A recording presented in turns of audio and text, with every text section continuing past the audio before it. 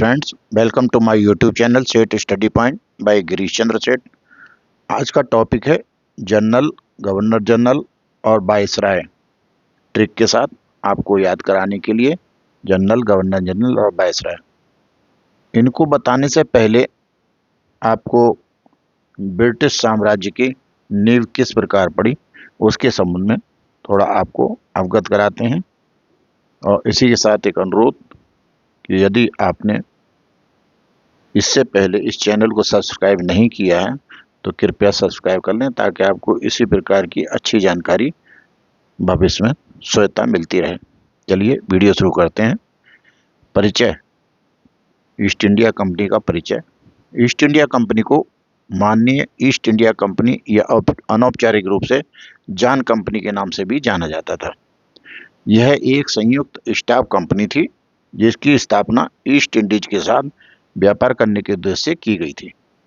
Company शुरू में समुद्री दक्षिण पूर्व एशिया के साथ व्यापार करने के लिए तैयार थी, लेकिन अंततः इसने चीन और भारत के साथ व्यापार करना शुरू कर दिया।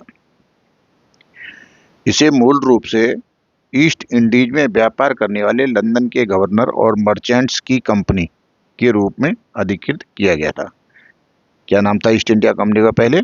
ईस्ट इंडीज में व्यापार करने वाले लंदन के गवर्नर और मर्चेंट्स की कंपनी, ये नाम था ईस्ट इंडिया कंपनी का। इसकी शुरुआत एक व्यापारी कंपनी के रूप में हुई थी, लेकिन इसने भारत में ब्रिटिश राज की स्थापना का मार्ग प्रशस्त किया। मूल जो रॉयल चार्ट था वो किसके नाम किया गया था? मूल royal chart George all of Cumberland और 215 नाइट्स एल्डरमैन और बर्गेस को दिया गया था।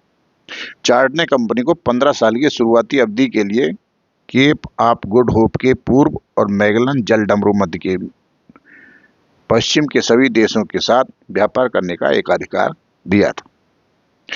कंपनी की भारत की पहली यात्रा 1601 में सर जेम्स लैंकेस्टर के नेतृत्व में हुई थी और 1603 में वापस लौटी थी।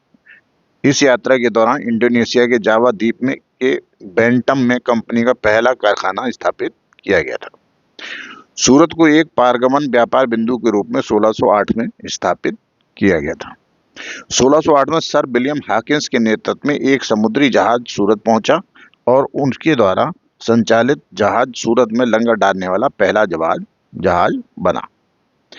हॉकिंस 2 साल तक मुगल सम्राट जहांगीर के दरबार में, भारत में मुगल साम्राज्य चल रहा था जिसमें उस समय उसका मुगल सम्राट जो था वो जहांगीर था, तो जहांगीर के दरबार में एक दूत थे ये हॉकिंस। इस दौरान उन्होंने व्यापार रियायतें प्राप्त करने की काफी कोशिश की, किंतु वे असफल रहे। 1610 के भीतर दक्षिण भारत में पहली कंपनी फैक्ट्री कोरोमंडल तट के पास मछलीपट्टनम में स्थापित की गई थी 1610 में। कंपनी भारत में अपने व्यापार से भारी मुनाफा कमा रही थी। ईस्ट इंडिया कंपनी को पुर्तगालियों और डचों जैसे अन्य यूरोपीय लोगों के साथ लगातार युद्धों में शामिल होना पड़ा, जिन्होंने उप महाद्वीप में पहले से ही खुद को स्थापित कर लिया था, डच और पुर्तगालियों ने। 1612 में स्वाली की लड़ाई कंपनी की सेना और पुर्तगालियों के बीच लड़ी गई थी। कंपनी को निर्यातक जीत मिली और इसके कारण भारत में ईस्ट इंडिया कंपनी एक सर्वोच्च शक्ति के रूप में उभरी और पुर्तगाली प्रभुत्व का अंत हो गया।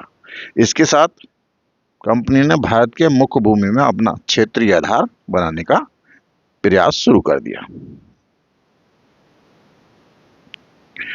1612 में सर टॉमस रो को ब्रिटिश राजा जेम्स प्रथम के प्रतिनिधि के रूप में जहांगीर के दरबार में भेजा गया।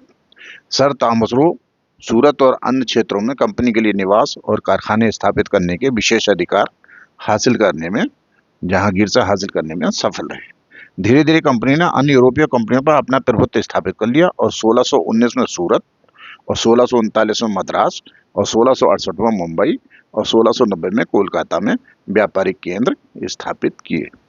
मुख्य कारखाने मद्रास में फोर्ट जेम्स जॉर्ज और बंगाल में फोर्ट विलियम और मनोर हाउस बॉम्बे कैसल के 4 दीवारी वाले किले बन गए। यहाँ से ईस्ट इंडिया कंपनी की अच्छी शुरुआत हुई।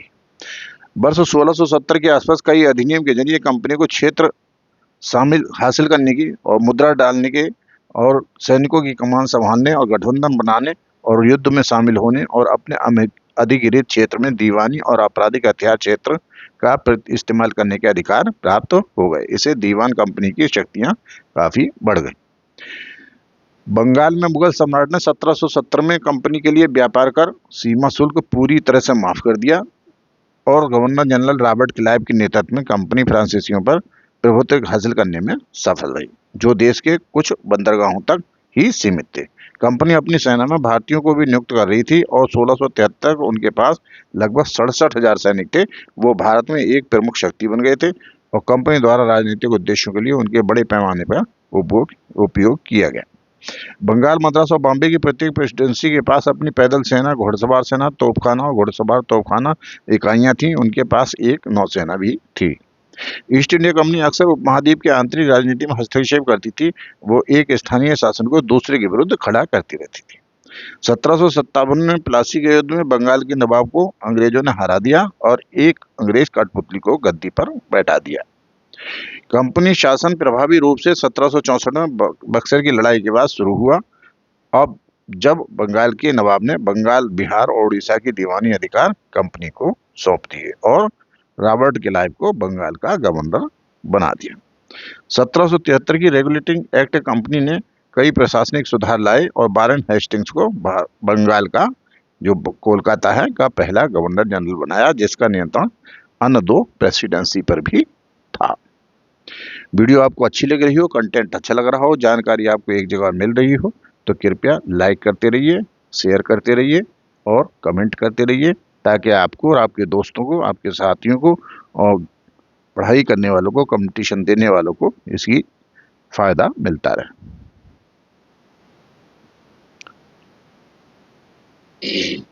सर्वप्रथम गवर्नर का पद जो हुआ वो 1600 में आया। बंगाल के प्रथम गवर्नर रॉबर्ट क्लाइव थे और बंगाल के अंतिम गवर्नर जो थे वारेन हेस्टिंग्स।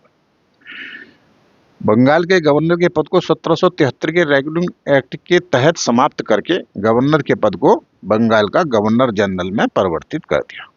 अब तक गवर्नर हुआ करता था, लेकिन अब बंगाल का गवर्नर जनरल होने लगा। 1773 के रेगुलेटिंग एक्ट ने फोर्ट विलियम प्रेसिडेंसी के गवर्नर जनरल या बंगाल के गवर्नर जनरल के पद की स्थापना की, जिसका चयन ईस्ट इंडिया कंपनी के कोर्ट ऑफ डायरेक्टर्स द्वारा किया जाना था। 1773 से 1784 की अवधि के दौरान कोर्ट ऑफ डायरेक्टर्स ने गवर्नर जनरल की सहायता के लिए 4 सदस्यों की एक परिषद नियुक्त की और परिषद के निर्णय जो थे गवर्नर जनरल पर बाध्यकारी थे। अब आइए आपको जो बंगाल के गवर्नर जनरल थे उनके संबंध में ट्रिक के माध्यम से आपको समझा। फोर्ट विलियम प्रेसिडेंसी के गवर्नर मतलब बंगाल के जो गवर्नर हुए। ट्रिक है बारेन मैक बालेस सोर बेले बार्लो मिंटो हे एम बिली। बारेन मैक बालेस सोर बेले बार्लो मिंटो हे एम बिली। ट्रिक को याद करने में जरूर थोड़ी सी मुश्किल आएगी, लेकिन याद कर ली जाएगी तो बहुत आसानी से ये सारे क्रम से याद हो जाएंगे आपको। बारेन से बारेन हेस्टिंग्स, मैक से सर जॉन मैकफर्सन, बालिस से लॉर्ड कॉर्नवालिस, सोर से सर जॉन सोर, बेले से लॉर्ड वेलेजली, लॉर्ड कॉर्नवालिस से थोड़े से दिन को रहे बीच में, Barlow sir George Barlow, Minto से लॉर्ड मिंटो प्रथम, हे से लॉर्ड हेस्टिंग्स, जॉन एडम्स बीच में आए थोड़े से दिन को, 6-7 महीने को, उसके बाद एम से लॉर्ड एम हर्स्ट, विलियम बर्टवेले आए उसके बाद लॉर्ड विलियम बेंटिक आए, बिली से लॉर्ड विलियम बेंटिक। जो पर्पल कलर से है उसी के हिसाब से बारेन ये ट्रिक जो है बनाई गई है। बारेन हेस्टिंग्स से बारेन, जॉन मैकफर्सन से मैक, वालिस से कॉर्नवालिस, सोर से सर जॉन सोर, बेले से वेलेजली और बार्लो से सर जॉन बार्लो, मिंटो से लॉर्ड मिंटो, हे से हेस्टिंग्स, एम से लॉर्ड एम हर्स्ट और बिली से विलियम बेंटिक। इनके आगे सबकी दिए हुए हैं कब से कब तक रहे। इसके बाद आगे चलिए। वीडियो आपको अच्छा लग रहा हो, कंटेंट अच्छा लग रहा हो, मेहनत की गई दिख रही हो तो आप इसे लाइक कीजिए, सब्सक्राइब कीजिए और शेयर भी करते रहिए। अब आए भारत के गवर्नर जनरल जो पूरे भारत के हुए सो। इसकी ट्रिक है भार्गव। भार्गव मतलब भारत ये गवर्नर। बैट मैट आए बिल हार्ड कैसे, बैट मैट आए बिल हार्ड कैसे। तो भार्गव से तो भारतीय गवर्नर हो गया। अब बैट से Bentinck, lord William Bentinck. Mat से मैटकाफ, सर चार्ल्स मैटकाफ। आ से आकलैंड, लॉर्ड आकलैंड।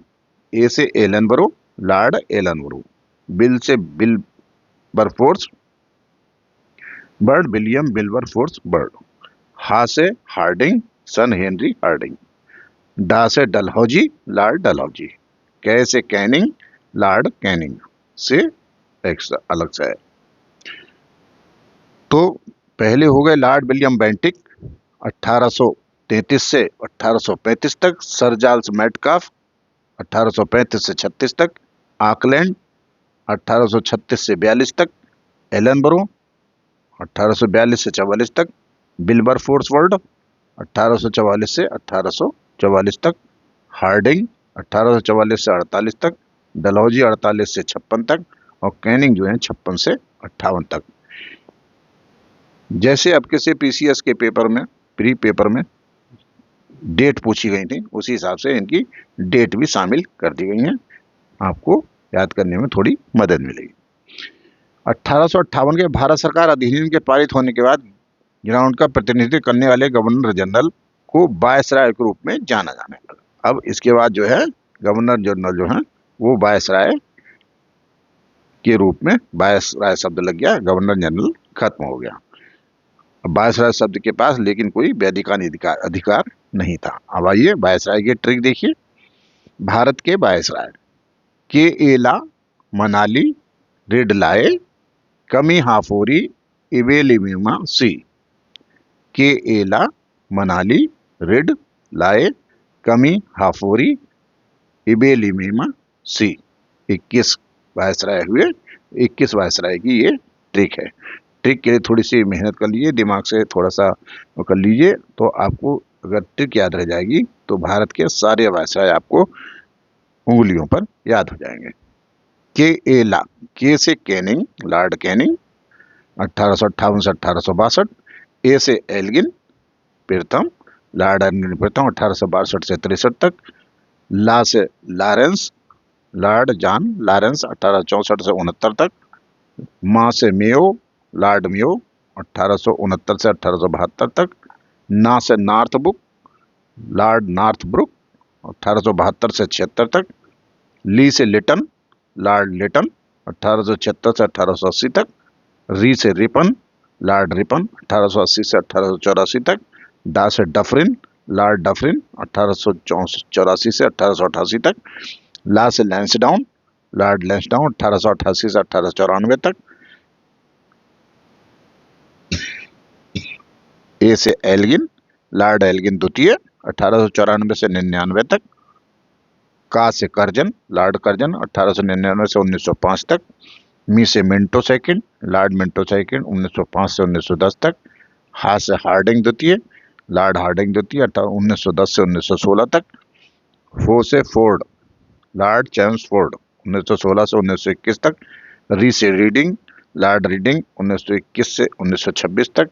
ई से इरविन, लॉर्ड इरविन 1926 से 1931 तक। बे से बेलिंगटन, लॉर्ड वेलिंगटन 1931 से 1936 तक। ली से लिनलिथगो, लॉर्ड लिनलिथगो 1926 से 1944 तक। बे से बेबेल, लॉर्ड बेबेल 1944 से 1947 तक। मा से माउंटबेटन, लॉर्ड माउंटबेटन 1947 से 1948 तक।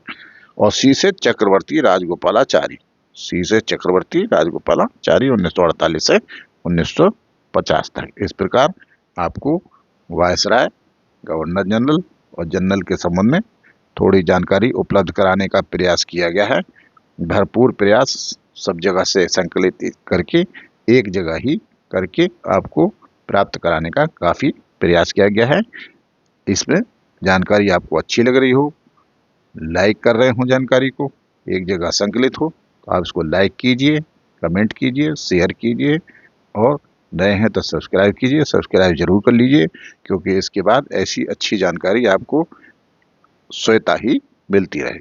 Thank you. जय हिंद, जय भारत।